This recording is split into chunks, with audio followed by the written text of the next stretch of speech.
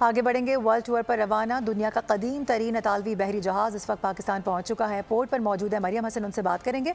मरियम, बताइएगा।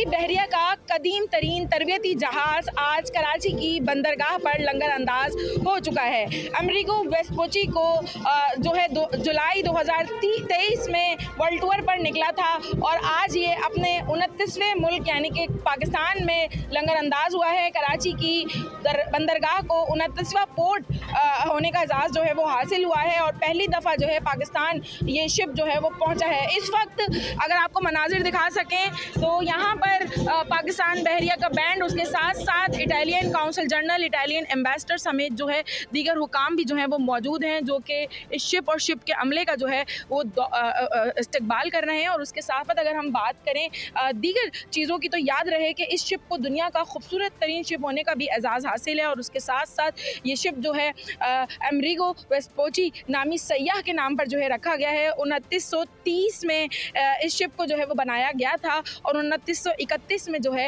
ये शिप जो है लॉन्च किया गया था। याद रहे कि गुज़िश्ता 2023 जुलाई में जो है वर्ल्ड टूर पर निकला था और 2025 के जनवरी या फरवरी में जो है ये अपना वर्ल्ड टूर मुकम्मल करके वापस इटली चला जाएगा। मरियम, बहुत शुक्रिया आपका।